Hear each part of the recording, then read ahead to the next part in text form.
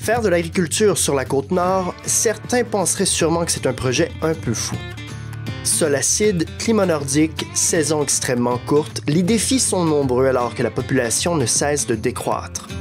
Pourtant, ils sont de plus en plus à mettre les mains dans la terre et à fournir des produits frais dans leur localité. Qui sont-ils? Quelles sont leurs motivations?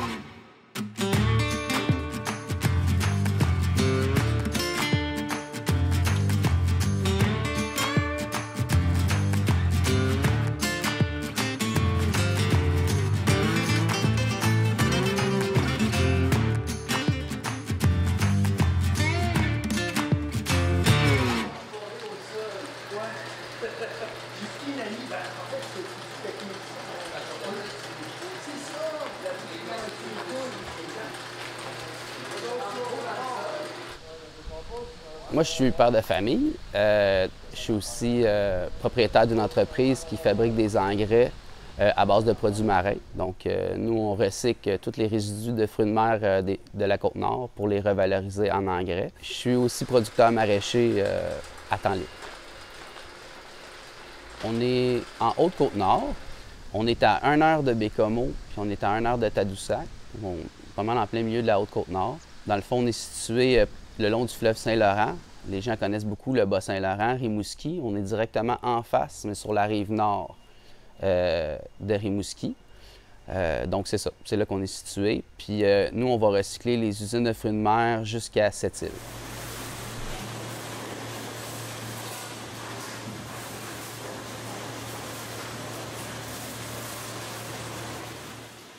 On s'est installé à Forestville, entre autres, parce qu'on est très proche de Crabier-du-Nord, qui est une entreprise qui travaille avec nous depuis le début.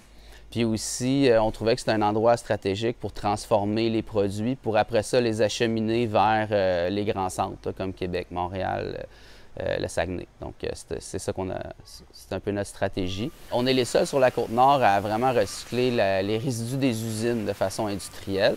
Dans le fond, il n'y a pas tant de résidus que ça.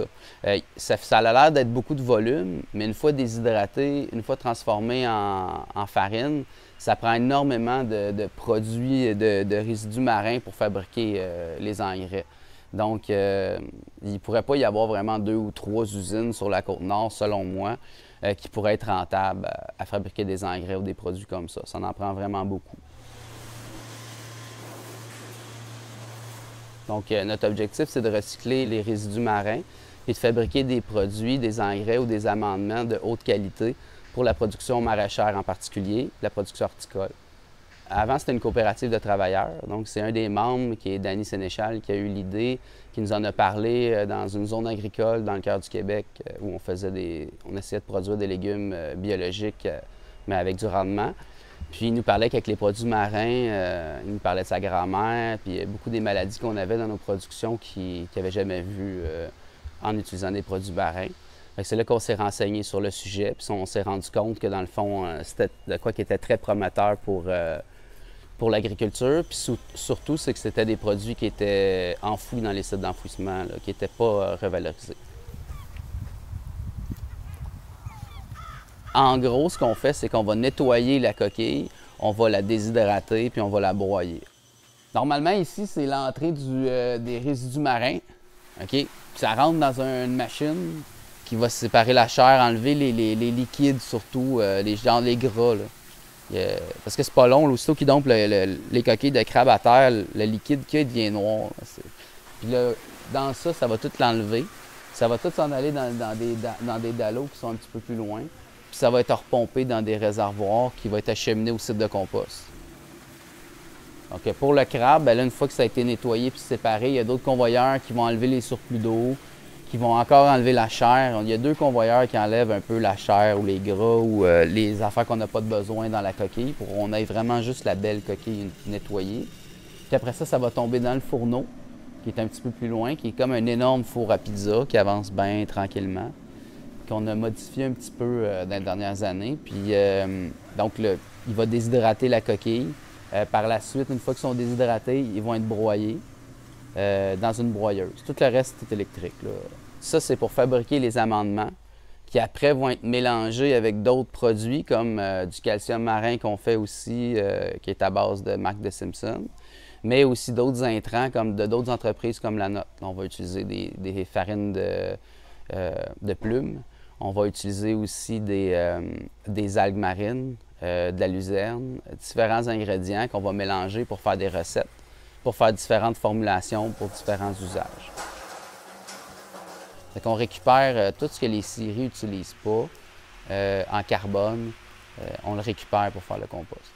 Avec les liquides, puis aussi du crabe, là, quand la saison, en fin de saison, le crabe n'est pas beau. Ou quand des fois, ils ont eu, je sais pas, des fois, ils peuvent avoir attendu 2-3 jours avant de venir nous le porter parce que, je sais pas, il y a eu un bris ou quelque chose comme ça, bien là, on va le mettre au compost aussi. Puis il y a le poisson, on en reçoit du poisson, du bourdeau qu'on va aussi composter. Ça, avant, c'était des écorces. Regarde, on envoie des petits bouts de bois, là.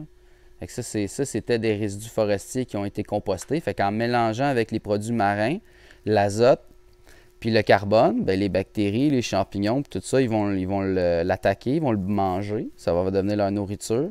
Puis là, regardez, il se défait tout seul. Puis là, en se défaisant, il libère de l'humus, de la matière organique. Puis, regardez, mes doigts sont déjà collés noirs d'acide humique. C'est comme... ça, c'est fabriqué par les champignons dans le sol. Fait que c'est ça. Puis regardez, il y a des petits bouts de coquillage. Là. Ça, avant, c'était un bourgeot. C'est ce qui reste d'un bourgeot. Puis ça contient beaucoup de carbonate de calcium. Moi, je n'ai pas besoin de chauler, rien. Là. Ça ajuste le pH. Ben oui, quand tu as une bonne biologie, le pH est supposé être bon. Puis ça donne beaucoup de carbonate de calcium là, dans le sol. Fait qu'il y a beaucoup de calcium de disponible là-dedans. Tu sais, dans 1 gramme de ça, là, il y a peut-être... il y a juste en protozoaires, je pense qu'il y avait un demi-million de protozoaires. C'est entre un demi-million et 1 million de protozoaires. Juste ça, c'est rien qu'une famille. Il y en a du monde là-dedans. Là. Puis ça, ce monde-là, il travaille avec les plantes pour les nourrir. Il y a des milliards de micro-organismes juste dans 1 gramme de sol. C'est avec eux qu'on veut travailler. Là. On veut pas travailler contre eux. En plus, on les voit pas.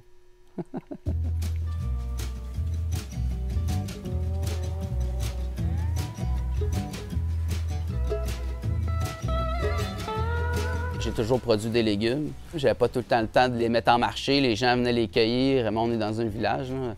Fait que les gens venaient récolter eux-mêmes les légumes. Des fois, ils me laissaient des sous dans la porte ou j'allais à la cantine, puis je payais pas mon repas, des choses comme ça. Fait que ça, c'était comme ça que j'ai commencé. On a commencé en faisant de l'agriculture avant de faire de l'engrais. Fait que pour moi, c'est dur pour moi de ne pas en faire. Plus que le temps y a passé, plus que c'est venu important de tester ce qu'on faisait. Fait que c'est là que on a commencé à travailler, puis j'ai rencontré Karine Massot, qui est ma conjointe. Puis là, elle a voulu s'impliquer de plus en plus là-dedans. Elle a laissé son métier d'infirmière dernièrement, puis là, elle est à temps plein là-dessus. Fait que là, on fournit des paniers pour des familles. Quand je reviens de toutes les histoires d'usine, je vais me défouler dans le jardin, puis elle s'occupe beaucoup de la mise en marché. Puis l'année dernière, je dis l'année dernière, mais ça s'est pas mal fait au courant de l'hiver, on a fait l'acquisition d'un bâtiment, d'un gros bâtiment ici à Forestville, qui est une ancienne usine de transformation de clames. Bon, là, comme ici, c'est encore en chantier de l'hiver, mais c'est ici qu'on arrange les légumes. Fait que là, c'est tout en stainless. Fait que là, c'est tout ici qu'on va arranger les légumes. C'est ce qu'on faisait l'année dernière, mais on n'a pas commencé les récoltes cette année, là. Là, ici, c'est une chambre froide. Il y a de la place pour entrer bien du stock. C'est beaucoup plus que ce qu'on produit en ce moment. Fait qu'il y a de la place pour d'autres producteurs aussi. Ça s'allume dessus. Bon. Ici, il y a un blast. Là, il y avait du stock d'entreposé. On peut l'enlever. C'est un blast pour congeler. Fait qu'on pourrait faire des produits congelés ici. Non. Ici, c'est encore en chantier. Là. Ici, on fait de l'empotage. On a le luxe de faire notre bac pour faire les mélanges. Il est en stainless. Là. Mais on est en train de regarder pour un mélangeur. Pour que le stock se mélange, l'engrais se mélange avec le compost en même temps quand on fait notre empotage. Puis, l'autre chambre froide qui est impressionnante, là, c'est ici. Pour l'instant, on entrepose des pots, puis de l'emballage, des pots, des contenants, puis tout ça, mais c'est une énorme chambre froide. Là, on peut rentrer, entreposer des palettes là-dedans. Là, c'est immense. Pour l'instant, on s'en sert pour entreposer un peu d'emballage pour Bionic, puis surtout des pots, des contenants. Là. Il y a tout ce qu'il faut là, pour vraiment développer la ferme, puis aussi revendre les produits des fermes autour. Fait que là, Karine a commencé à approcher les artisans et les producteurs autour pour revendre leurs produits dans notre commerce. C'est sûr qu'il y a beaucoup de fermes qui sont en démarrage. Fait que là, on va les voir grossir, puis ils savent qu'ils ont une place où ils vont pouvoir écouler avec nous le produit. Fait que c'est un peu ça. Là. Fait que j'ai rendu avec 3 projets. Là. Il y a ma compagnie qui est avec mes associés, qui est Crabier du Nord, puis M. Jules Legault. Il y a l'entreprise familiale qui est en train de se développer là, avec Karine, qui est pas mal, qui tient le flambeau. Là. Puis, fait que c'est ça. C'est drôle, hein? J'ai étudié en commerce international, puis je fais de l'économie circulaire. mais moi, la notion de commerce international que j'ai appris, c'est que c'était les surplus d'un pays non utilisé qui devaient être exportés vers des pays dans le besoin. C'est pas nécessairement ça qui est tout le temps pratiqué.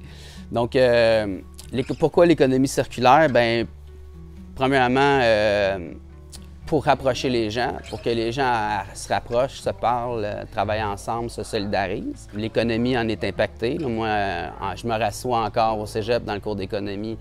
1 $ investi local, ça rapportait jusqu'à 100 $. Tu sais, le dollar se multipliait. Tandis que 100 $ donné à une compagnie publique rapportait 1 $ à la communauté. Il y a le transport des marchandises qui se fait beaucoup moins aussi. Là. Tu sais, on gaspille moins de carburant juste pour transporter les marchandises. Pour une raison d'équité aussi. Les gens, quand ils produisent les choses localement, c'est sûr que si quelqu'un se fait exploiter dans ton village, ça c'est beaucoup plus rapidement que quand c'est quelqu'un à l'autre bout de la planète puis que c'est systématique. Donc pour ces raisons-là aussi, je trouve que c'est très important de faire de l'économie circulaire. Quand les produits sont locaux, biologiques, mais même quand ils sont locaux, pas biologiques, les gens voient ce qui est utilisé dans les productions. Les gens ont tendance à faire plus attention. Peut-être pas un bon exemple. Tu ne veux pas empoisonner ton voisin, en tout cas. Il y en a peut-être qui voudraient le faire, mais en tout cas, il y a moins de chance. Quand c'est les gens qu'on connaît, c'est un site, il faut faire attention. Il y a moins de chance quand c'est les gens qu'on connaît, en tout cas.